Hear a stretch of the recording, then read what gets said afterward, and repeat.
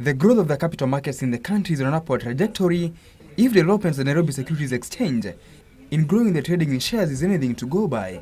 The latest development will see the introduction of electronic traded funds at the Nairobi Securities Exchange, once the principle-based regulatory framework being prepared by, among others, the CMA and the NSE is finalized by July this year. But first, how will the electronic traded funds operate? Essentially, it is like a fund traded on a stock exchange.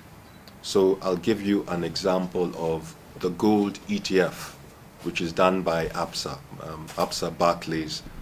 So the gold ETF essentially allows, it's listed on the exchange, it trades like a share, but it gives the investor an opportunity to track the performance of the actual asset, the gold asset. According to CMA's acting CEO Paul Muthaura, the introduction of the ETFs in the stock exchange market will, among others, benefit traders by enabling them to diversify their portfolios while at the same time maintaining flexibility in trading that is similar to stocks. ETFs are really one of the front-running products that we're hoping to, one, introduce a lot more liquidity to our existing equity space because they do trade in their nature like a share listed on an exchange, but because they're based on indexes, they can also trade in commodities, debt instruments, and a wider spectrum of potential underlying products, so that we'll be able to see a much, hopefully accelerated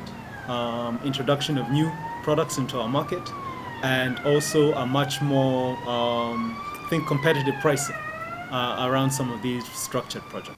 Nicholas Nduati, Business Insight.